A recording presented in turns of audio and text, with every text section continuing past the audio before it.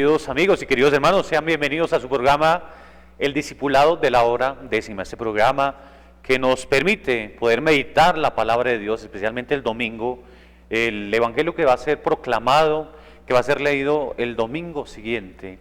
Entonces no olvidemos el contexto, estamos dentro del tiempo de Cuaresma, que hemos iniciado el pasado miércoles de ceniza, que hasta el jueves santo son 40 días de desierto.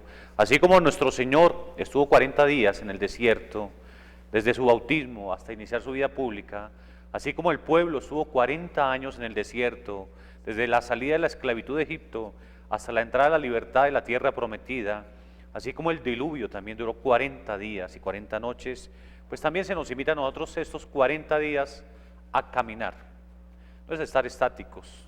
Yo varias veces he utilizado un ejemplo, la bicicleta estática. Así uno pedalee 3, 4 horas, permanece en el mismo lugar. La Cuaresma no es para pedalear en el mismo lugar, es para ser caminantes. Cuando lleguemos a la Semana Santa, no podemos decir, soy el mismo de hace 40 días. ¿No? Tiene que haber cambiado algo, tiene que haberse modificado algo en nuestras vidas, pero no a nivel exterior, sino a nivel interior. Por eso hay que vivir la Cuaresma y hacerlo desde esas 3 prácticas que leíamos en el Evangelio de San Mateo del miércoles de ceniza, y que son las 3 prácticas que hacen parte de nuestro lema arquidiocesano para el mes de febrero. A Jesús encontramos cuando la oración, el ayuno y la ofrenda practicamos. Entonces la oración, el ayuno y la ofrenda nos tienen que ayudar a cambiar nuestro ser, aquellas cosas que debemos modificar en nuestro existir. Y para eso la Iglesia nos va mostrando un itinerario. Y entonces el domingo anterior, primer domingo de Cuaresma, nos hablaba del tema de las tentaciones. Pero en el Padre Nuestro nosotros no decimos, no nos dejes caer en las tentaciones. Decimos, no nos dejes caer en la tentación. Tentación en singular. ¿Cuál es esa tentación? La tentación, al final de cuentas, es buscar la solución, buscar todo fuera de Dios. Si eres hijo de Dios, haz que estas piedras se conviertan en panes. O sea, no espere de Dios con sus ángeles que lo asistan, sino usted mismo búscase la solución. Usted tiene el poder, conviértalo. ¿Cuántas veces nosotros también nos comemos esa historia del adversario? Acordemos que Satanás significa obstáculo. Entonces, ¿cuántas veces se nos presenta esos obstáculos en nuestro seguimiento de nuestro Señor y queremos buscar la solución fuera de Dios? No contamos con Dios. Hemos sacado a Dios de nuestra vida, hemos sacado a Dios de nuestra historia. Padre José Carvajal, quien hoy no nos puede acompañar, él siempre nos ha dicho que la tentación fundamental es una tentación de fe. Desconfiar de Dios, desconfiar de su acción, desconfiar de su poder, desconfiar de su existencia. Y entonces si Él no existe, si Él no tiene poder, si Él no nos escucha, pues nos toca a nosotros hacerlo todo, nos toca a nosotros buscar la solución. Entonces no es así, tenemos que confiar en Dios. Y entonces, ¿cuál es la tentación que se me presenta en mi vida? ¿Cuál es el principal obstáculo que yo encuentro en mi vida para ese seguimiento del Señor, para tener confianza, para tener fe en el Señor? A cada uno nos tienta de manera distinta. El diablo no utiliza la misma arma para todos los seres humanos. A cada uno nos tienta de una manera distinta. Decía el papá de Betty la Fea, el diablo es puerco. Y no olvidemos que el diablo no cumple sus promesas porque él es el padre de la mentira. Y a Adán y a Eva no les cumplió. Ellos no llegaron a ser como dioses. Cuando cometieron ese pecado, vieron que habían actuado mal y tenían que arrepentirse, y por eso se ocultaron de la presencia de Dios. Entonces no nos dejemos llevar por esas estrategias. El diablo nunca cumple sus promesas. Y otro elemento que aparecía en el tema de la tentación es eso, que los obstáculos nosotros los encontramos es para hacer el bien, para practicar el bien. Hoy voy a ir a visitar a ese enfermo, hoy voy a llamar a esta persona que sé que vive en soledad, voy a visitar a este adulto mayor que sé que en esta pandemia está solo, y se le presentan cantidad de obstáculos. Ay, se me presentó eso, se me presentó lo otro, y terminamos sin hacer esas obras de misericordia. Entonces tenemos que saber cuál es ese obstáculo que se nos presenta en nuestra vida para hacer el bien. Entonces esa era la enseñanza del primer domingo de Cuaresma. ¿Cuál es nuestra tentación? Tenemos que ser conscientes, tenemos que reconocer cuál es la tentación más grande de nuestra vida. Decimos que es de fe, que es de buscar la solución fuera de Dios. Es en el fondo eso. Pero en la práctica, o sea, en concreto, ¿qué es lo que a mí me hace apartarme de Dios? Es que yo tengo bienes materiales, mi bolsillo está lleno, tengo tarjetas de crédito, tengo bienes, tengo posesiones, ¿de qué me preocupo? Puedo pagar la vacuna del COVID, así el Estado no me la dé gratuita, yo la puedo pagar. Entonces, ¿de qué me afano? Y entonces, ¿cuál es la tentación? Pensar que esos bienes son los que le van a dar a uno la salvación. No olvidemos lo que nuestro Señor nos dijo: ¿de qué le sirve al hombre ganar el mundo entero si al final arruina su vida, si al final pierde la vida eterna? Entonces, ojalá nosotros no caigamos en esa tentación. Hoy vamos a meditar el evangelio que nos va a proponer la iglesia para el segundo domingo de Cuaresma. En el ciclo A, en el ciclo B y en el ciclo C es el tema de la transfiguración de nuestro Señor Jesucristo.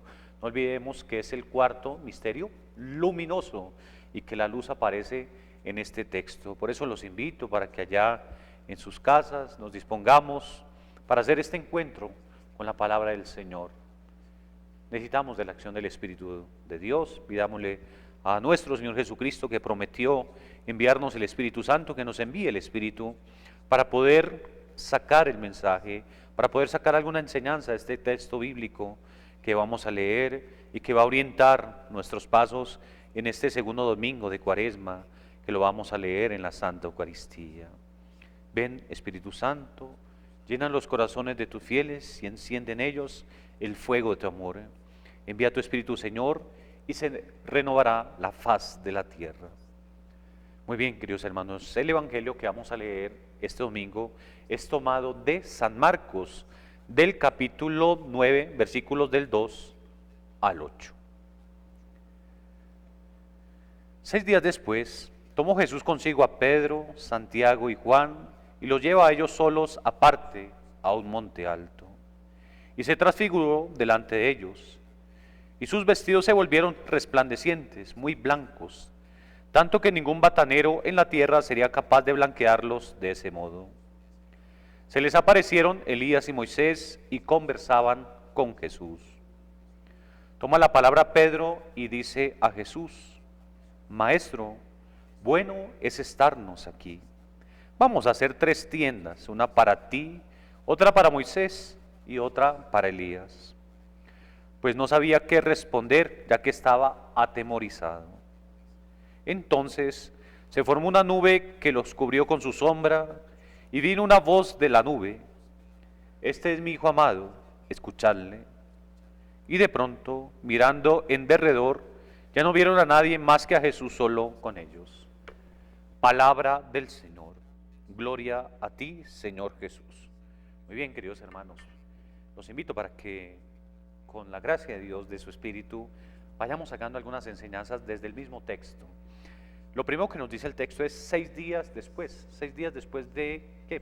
Entonces tenemos que contextualizar que para los evangelistas a veces las acciones de Jesús iban entre las principales fiestas judías. Algunos colocan que era la fiesta de las tiendas, que duraba 6 días, que iniciaba y era recordación de esas tiendas que hicieron en el desierto el pueblo cuando iba peregrinando hacia la tierra prometida. Y entonces otros hablan del contexto concreto, que son 6 días después de la profesión de fe de Pedro. Ponemos la pregunta que nuestro Señor hace: ¿quién dice la gente que soy yo? Y Pedro dice: tú eres el Mesías, el Hijo de Dios vivo. Entonces 6 días después también de esa profesión de Pedro, pero unido a esa profesión de fe de Pedro, y que el Señor lo alaba también: tú eres Pedro, bienaventurado tú, hijo de Jonás, porque eso te lo ha manifestado es mi Padre del cielo. Y entonces, bueno, Él es el Mesías, Él es el liberador, Él es el que va a cambiar la historia del pueblo.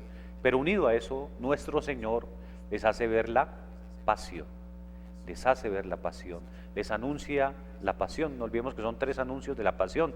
Va el primer anuncio: el Hijo del Hombre tiene que ser entregado en manos de las autoridades, ser juzgado, ser burlado, ser crucificado y al tercer día resucitar.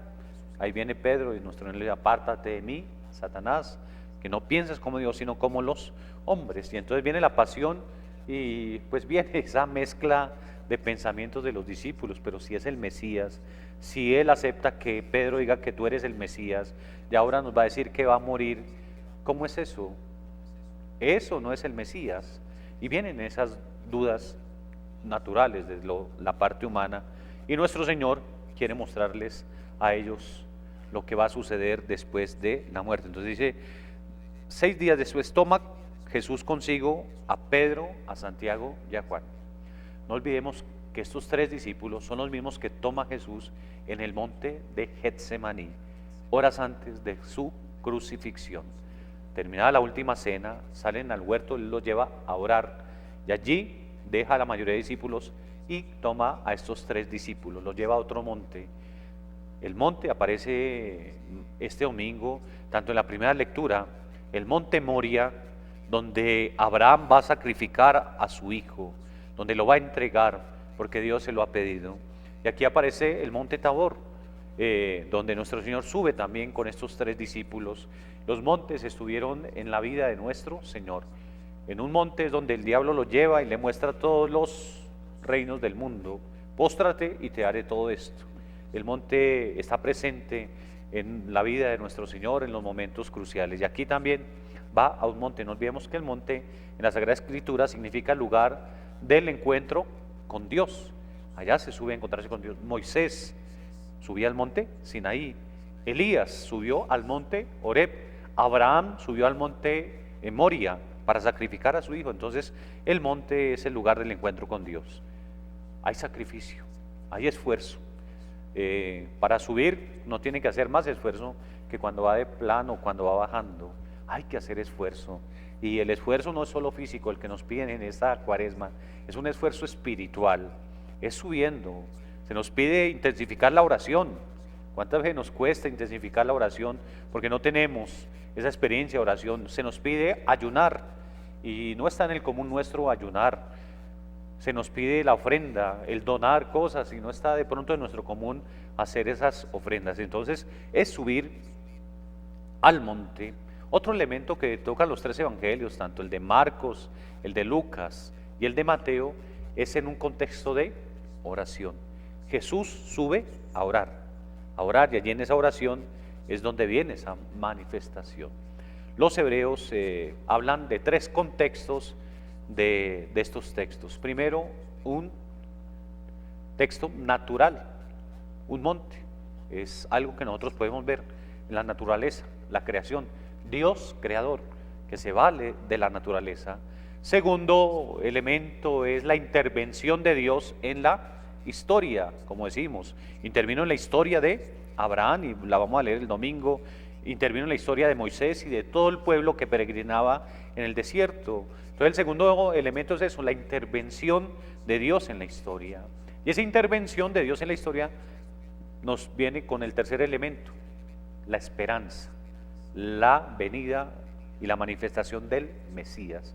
El pueblo que espera que ese cordero que fue sacrificado por Abraham, que esa ley que se le dio a Moisés allí en el monte Sinaí, se haga presente y se va a hacer presente nuestro Señor Jesucristo. Entonces ojalá podamos nosotros ver, entender aquello que nuestro Señor nos dice, aquello que nuestro Señor nos va a enseñar. Entonces vienen esos 3 elementos, y allí es donde se encuentran estos 3 discípulos, Pedro, Santiago y Juan. Estando allí ya en el monte, nos dice el texto, y se transfiguró delante de ellos, y sus vestidos se volvieron resplandecientes, muy blancos, tanto que ningún batanero sería capaz de blanquearlos de ese modo. Entonces no olvidemos que uno de los elementos fundamentales en toda la historia de salvación es la luz. Se transfiguró, ven la gloria de ese Mesías oculto. Para San Marcos es eso, la transfiguración es la manifestación del Mesías oculto, ese Mesías que les costaba entender a los discípulos porque ha anunciado la pasión y su muerte, Ese Mesías que va a estar bajo el poder de las autoridades de este mundo, ese Mesías es verdaderamente el Salvador del mundo, como lo ha dicho Pedro, tú eres el Mesías, el Hijo de Dios vivo. Entonces es esa manifestación del Mesías oculto, es ese Dios que se ha manifestado allí. Y dice que se aparecieron dos personajes, Moisés y Elías, la ley y los profetas.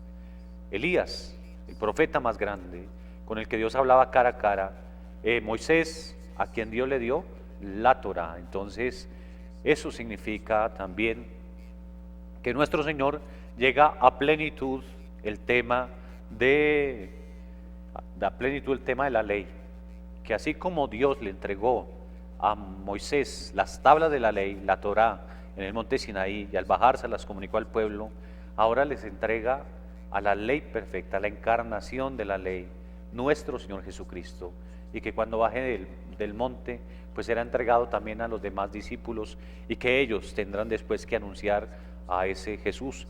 Lo mismo que Moisés subió allí, Elías subió al monte Horeb y habló con Dios cara a cara, y Dios se le manifestó, pues también al bajar anunció a ese buen Dios. Esa es la tarea que le van a quedar a los discípulos. Vamos a ir a unos mensajes de interés y regresamos para seguir meditando este texto bíblico de este domingo segundo de Cuaresma.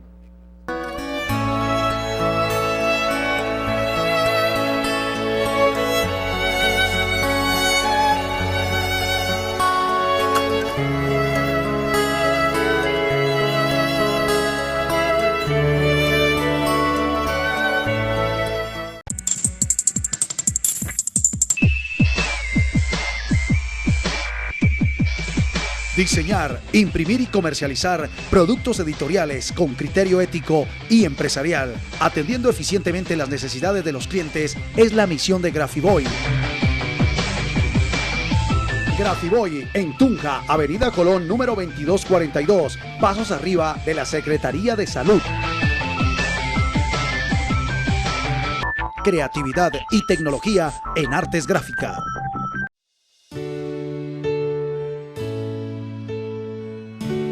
Promover la caridad a través de la campaña de comunicación cristiana de bienes. Somos una comunidad de fe que celebra y vive las prácticas cuaresmales como preparación para el ministerio pascual. A Jesús encontramos cuando la oración, el ayuno y la limosna practicamos.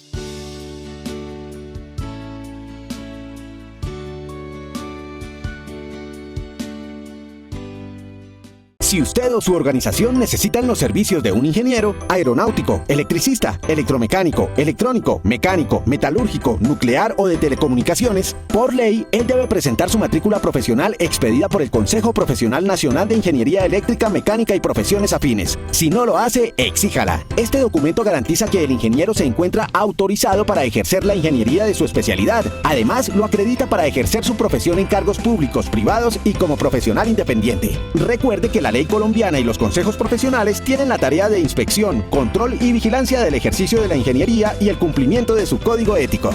Usted también puede ayudar. Tramite su matrícula ante el Consejo Profesional para poder ejercer su profesión legalmente en Colombia. Recuerde que su experiencia profesional se cuenta desde el momento de expedición de su matrícula. Utilice su ingenio para crear, innovar y desarrollarse profesionalmente, generando valor al país y a la profesión de la ingeniería. La Santa Misa es la cita de la familia Telesantiago con nuestro Padre Creador. Encontrémonos con Él de lunes a viernes a las 11 de la mañana y a las 5 de la tarde. Y los domingos a partir de las 8 de la mañana a través de la señal de televisión, redes sociales y nuestra página web www.canaltelesantiago.com. Recuerda que en Telesantiago oramos por ti. Amigos, les habla Ángeles Cujavante Luna de la Selección Colombia de Patinaje para decirles que sigamos la jugada utilizando el tapabocas con todas las medidas de bioseguridad para seguir adelante. Saludos. El virus no se ha ido. El deporte es de todos.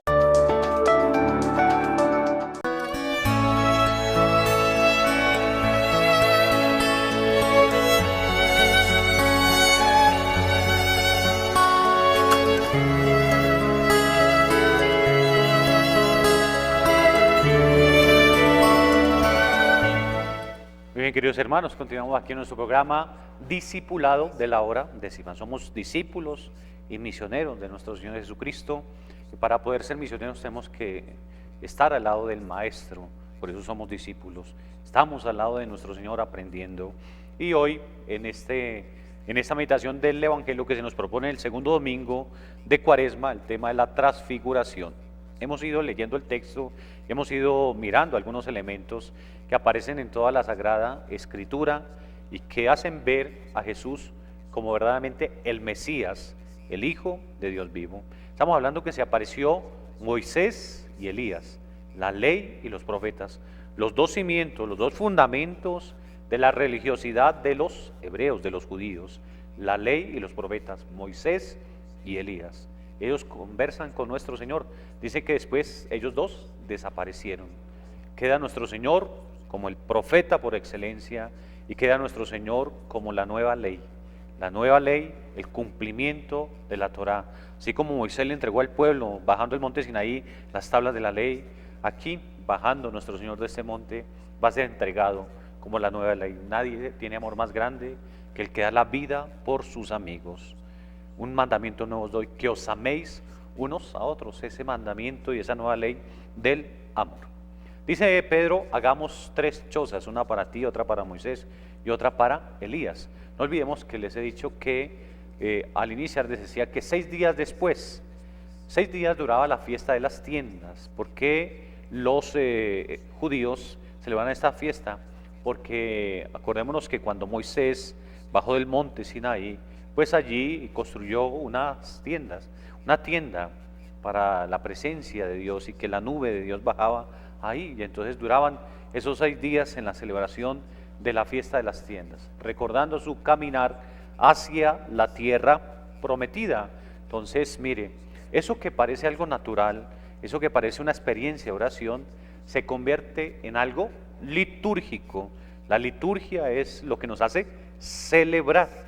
Y entonces por eso la alegría de Pedro, hagamos, celebremos, vivamos este acontecimiento. Qué bonito es estar aquí. No olvidemos que este año nuestra arquidiócesis de Tunja nos invita al encuentro de nuestro Señor a través de la liturgia.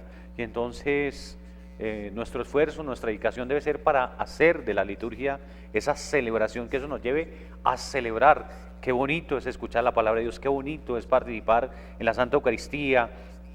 Qué bueno quedarnos aquí escuchando la palabra de Dios, qué bueno quedarnos aquí compartiendo el pan con nuestros hermanos. Y entonces, qué bueno, dice San Pedro, ojalá nosotros digamos también lo mismo, qué bueno es estar aquí.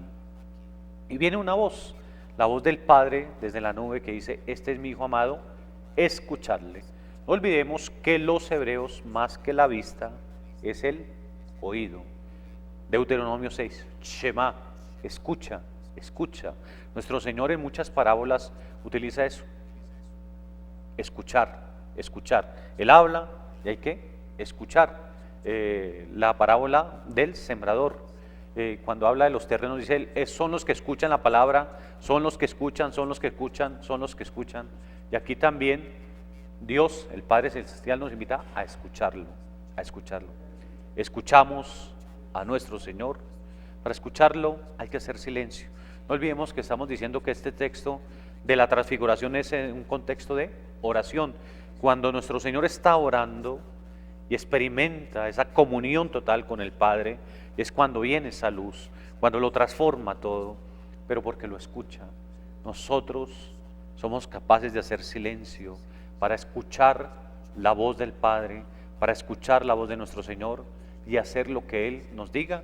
Es lo que la Virgencita María le dijo en las bodas de Caná a esos empleados, hagan lo que Él os dice. Entonces, ojalá tengamos esa capacidad para escuchar a ese Hijo que tanto nos ama, pero que desea que nosotros también hagamos algo. Y de pronto, mirando en derredor, ya no vieron a nadie más que a Jesús solo con ellos. El único que permanece como Salvador del mundo es nuestro Señor. Démosle gracias a Dios porque nos ha dado al Mesías, al Salvador, a nuestro Señor Jesucristo, que nos ha hecho ver la gloria, esa gloria que Él ya pasó a través de la resurrección, es la gloria que nosotros esperamos. No olvidemos lo que decíamos, primero es una fiesta natural, la creación, un monte. Segundo, que se celebraba una intervención de Dios en la historia y que esa intervención de Dios en la historia se convirtió en esperanza y que eso lo llevaba a celebrar. La esperanza nuestra no defrauda. Dios se hace presente. Que ojalá celebremos esta Santa Eucaristía de este domingo con fe, con esperanza, para poder llegar al monte de la Semana Santa también transfigurados, cambiando lo que tiene que cambiar en nuestras vidas y poder ser los testigos de nuestro Señor Jesucristo. Escuchemos, no nos dediquemos tanto a ver. El mundo actual es de ver el celular, ver los mensajes, pero nos cuesta escuchar. Escuchar es poner atención, porque oír nos entra por aquí, nos sale por acá. Escuchar es poner atención, es colocar nuestros sentidos para poder entender, comprender, interpretar lo que nos dice. Agradecerles a ustedes por su atención. No olviden, todos los martes, 10:30 de la mañana, discipulado de la hora décima. A continuación tendremos la Santa Eucaristía. El próximo viernes a las 11 de la mañana tenemos la Eucaristía por los 3 meses de fallecimiento del Padre Camilo Castellanos Cárdenas, un ofrecimiento que hace su querida mamá, doña Bernarda Cárdenas. Entonces nos vamos a unir todos por los 3 meses del fallecimiento del Padre Camilo Castellanos Cárdenas. El domingo, 10 de la mañana, Eucaristía desde la parroquia Nuestra Señora de las Aguas de Motavita. Es la fiesta patronal. Estaremos desde ese bello municipio de nuestro departamento en la transmisión. El viernes también tendremos el Santo Vía Crucis. Un feliz y bendecido día para todos.